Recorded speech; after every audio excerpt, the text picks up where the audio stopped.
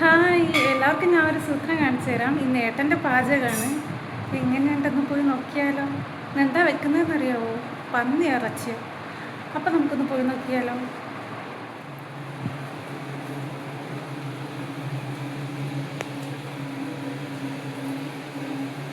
നമ്മൾ ഇന്ന് പാചകം ചെയ്യുന്നത് അഡോബോ എന്ന് പറയുന്ന വിഭവസമൃദ്ധമായ പോർക്കാണ്. അഡോബോ പോർക്ക് കൊണ്ടാണ് നമ്മൾ അഡോബോ ഉണ്ടാക്കുന്നത്. ചുമ്മാ വെറുതെ നോക്കിയിരിക്കുന്നതല്ലാണ്ട് എനിക്കൊരു സഹായം ചെയ്യുന്നില്ല. ഞാൻ ഇളക്കുന്നുണ്ട്. കൂടുതൽ ഇളക്കല്ലേ.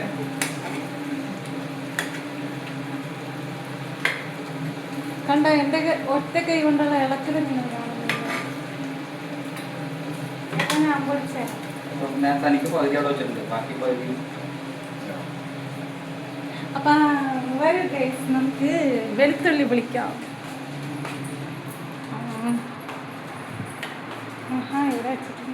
ഏട്ടൻ എനിക്കൊരു പണി തന്നിരിക്കുന്നതാണ് ഈ വെളുത്തുള്ളി പൊളിക്കൽ. എനിക്ക് വെളുത്തുള്ളി പൊളിക്കലൊക്കെ ഇഷ്ടം തന്നെയാണ്. അതും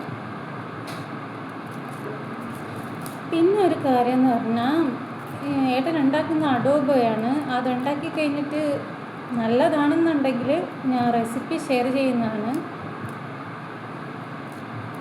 പിന്നെ അപ്പം ഞാൻ ഇതൊന്ന് പൊളിച്ചു കൊടുക്കട്ടെ.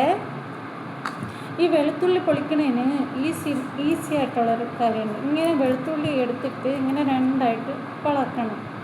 അങ്ങനെ പിളന്ന് കഴിഞ്ഞിട്ടുണ്ടെങ്കിൽ നമുക്ക് എളുപ്പമായിരിക്കും വെളുത്തുള്ളി എടുക്കാനായിട്ട്. ദേ നോക്കിക്കേ, ഉണ്ടോ?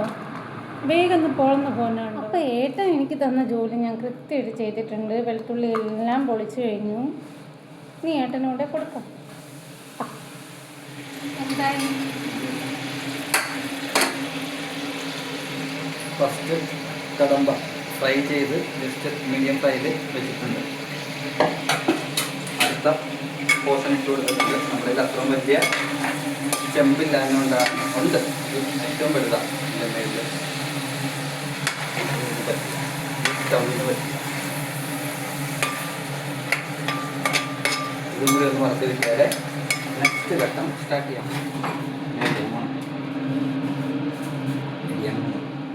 ഇതിപ്പോൾ വറുത്ത് കഴിഞ്ഞു. ഇതിൽ നിന്ന് വന്ന എണ്ണയാണ്, ഈ വറുത്തതിൽ നിന്ന് വന്നത് എണ്ണയാണ്. ആ മുഖമൊന്ന് കാണട്ടെ. ആളടിക്കുന്ന സ്റ്റൈല് കണ്ടോ? അച്ചളം പുച്ചളം അങ്ങനെ വെട്ടിക്കൂട്ടണം.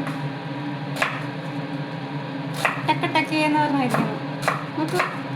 ഇത് നമ്മുടെ കൂട്ടുകാരുടെ വായിലോട്ട് പോകേണ്ടതാണ്. അപ്പം അതുകൊണ്ട് ഭംഗിയൊന്നും വേണമെന്നില്ല. ഓ, ഇത് കൂട്ടുകാർക്കുള്ള.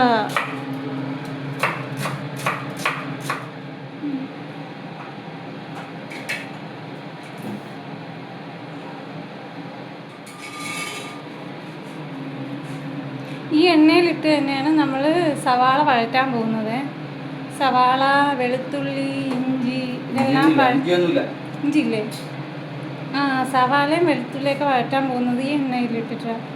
ഇതിൻ്റെ തന്നെ എണ്ണയാണ് ഈ വന്നേക്കുന്നത്. അതിലിട്ടിട്ട് തന്നെയാണ് ഇതെല്ലാം വഴറ്റാൻ പോകുന്നത്. അപ്പം നമുക്ക് ആദ്യമേ എന്താ ഇടാൻ പോകുന്നത്? വെളുത്തുള്ളി ഇടാൻ പോവുക. വെളുത്തുള്ളിയുടെ കുറച്ച് തൊണ്ടൊക്കെ ഉണ്ടെങ്കിൽ ഒരു പ്രത്യേക ഫ്ലേവർ. ടിപ്പ് നമ്പർ 1, വെളുത്തുള്ളിയുടെ തൊണ്ടൊക്കെ ഉണ്ടെങ്കിൽ കുറച്ച് നല്ല ഫ്ലേവർ കിട്ടുമെന്നാണ് പറയുന്നത്. വെളുത്തുള്ളിയുടെ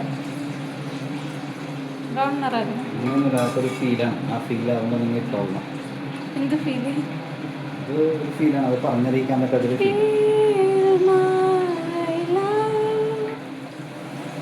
ഇനി അടുത്തായിട്ട് ഇത് ഇടാൻ പോകുന്നേ സവാള.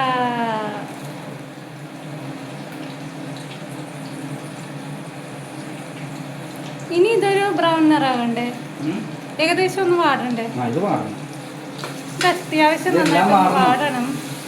എല്ലാം വാടണം. ഏത്? ആ, ഈ കാണുന്നതാണ് ഇതിന്റെ മെയിൻ സാധനം എന്ന് പറയുന്നത്.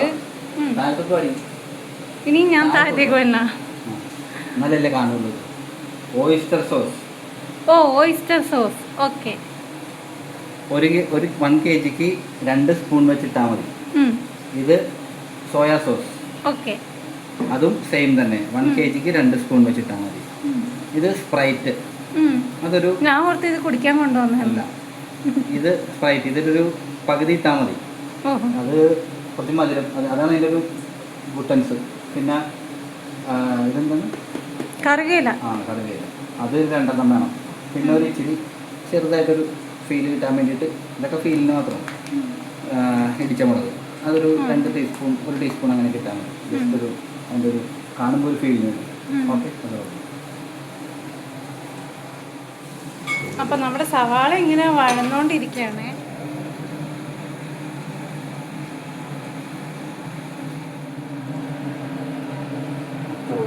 ഇനി അതിലേക്ക് ഇടാൻ പോവാണ്.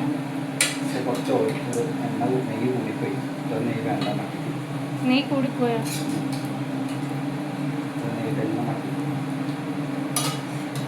നെയ്യ് കൂടുതലിട്ടാൽ മട്ടിക്കും എന്നാ പറയുന്നത്.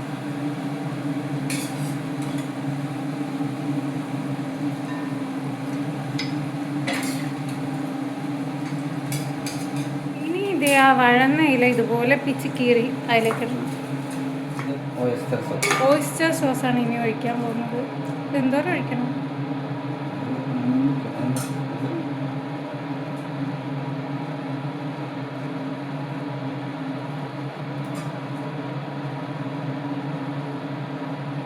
കണ്ടാവാൻ പോരുന്നില്ല.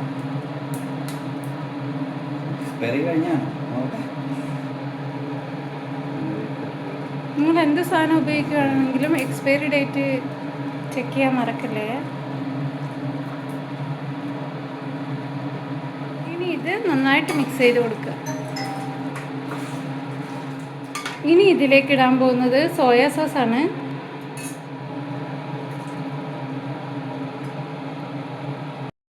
കുരുമുളക് പൊടിയാണ് ഇടാൻ പോകുന്നത്. അപ്പോൾ ഇനി നെക്സ്റ്റ് സ്പ്രൈറ്റാണ് ഒഴിക്കാൻ പോകുന്നത്. ബാക്കിതേ ഇങ്ങോട്ടും പോയിട്ടുണ്ട്. നന്നായിട്ടൊന്ന് മിക്സ് വെൽ. കുറച്ച് വിനാഗിരി ഇതിലേക്ക് ഒഴിക്കണേ. ഇതിൻ്റെ ഇടയ്ക്ക് ഒരിത്തിരി നേരം ഒന്ന് അടച്ച് വെച്ച് ഇത് വേവിച്ചായിരുന്നു. അത് ഞാൻ എടുക്കാൻ മറന്നുപോയേ. 30-45 മിനിറ്റ് വരെ അടച്ചു വെച്ച് വേവിക്കണം. അടച്ചു വെച്ചിട്ട് വേവിക്കണം. അതിനുശേഷം പിന്നെ തുറന്നു വെച്ചും ജസ്റ്റ് ഒന്ന് സ്റ്റിക്കി ആവണ പരുവം വരെ അതിനൊന്ന് പെരട്ടിയെടുക്കും. ഓ, ഇത് സ്റ്റിക്കി ആവണ പരുവം വരെ ഒന്ന് പെരട്ടി. അതായത് ആ സോസൊക്കെ ഒന്ന് അതിന് ഒന്ന് പെരണ്ട ഒരു ഫീല് കിട്ടണം. നമുക്ക് എല്ലാത്തിനും നമുക്ക് ആ ഫീലാണ് വേണ്ടത്. ഓ, അപ്പോൾ സോസ് എല്ലാം പെരണ്ട് വരണം അല്ലേ ഇതില്? ഇതിപ്പോ ലൂസായിട്ടല്ലേ ഇരിക്കുന്നത്. ഇത് അടച്ചു വെച്ച് വേവിക്കുമ്പോൾ അത് വേഗമുള്ളൂ, പക്ഷെ പെരളൂല. പെരളാണെങ്കിൽ ഇത് തുറന്നു വെച്ചും അതിനൊന്ന് ഇത് ഡ്രൈ ആക്കി എടുക്കണം ചെറുതായി. ഇതിലേക്ക് 1 ഗ്ലാസ് വെള്ളവും കൂടി ഒഴിക്കണം. എന്തിനായിട്ടാ? 30 മിനിറ്റ് അവിടെ ഇരിക്കണല്ലേ, അത് വേഗനായിട്ടാണ്. നമ്മളൊന്ന് പെരട്ടി എടുത്തിട്ടുണ്ട്. ഇതിപ്പോൾ ഒന്ന് പെരട്ടി എടുത്തിട്ടുണ്ട്. എന്നാലും ഇതിലേക്ക് 1 ഗ്ലാസ് വെള്ളം കൂടി ഒഴിക്കണം. നന്നായിട്ട് വേഗണം ഇത്.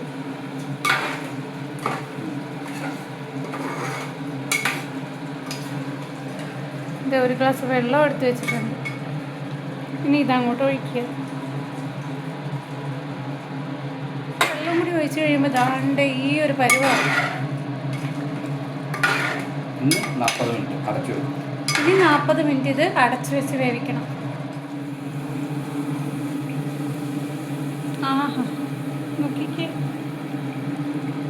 വരണ്ട് വന്നിട്ടുണ്ട്. ഒന്ന് ഏട്ടൻ അവസാനമായിട്ട് ഇത് ഓയിസ്റ്റർ സോസും കൂടി ഇടുവാണേ. പിന്നെ സോയാ സോസും കൂടി ഇടുക.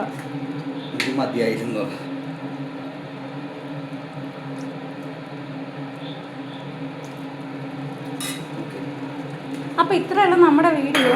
ഇത്രയേ ഉള്ളൂ. ഇനി ഇതൊന്ന് പെരട്ടിയെടുക്കണം. അപ്പോൾ എൻ്റെ വീഡിയോ നിങ്ങൾ ആദ്യമായിട്ടാണ് കാണുകയാണെങ്കിൽ പ്ലീസ് ഒന്ന് സബ്സ്ക്രൈബ് ചെയ്ത് സപ്പോർട്ട് ചെയ്യണേ. അതുപോലെ ലൈക്ക് തരാനും ഈ വീഡിയോക്ക് ഹൈപ്പ് തരാനും മറക്കല്ലേ. അപ്പം മറ്റൊരു വീഡിയോ ആയിട്ട് വീണ്ടും കാണാം. ബായ്.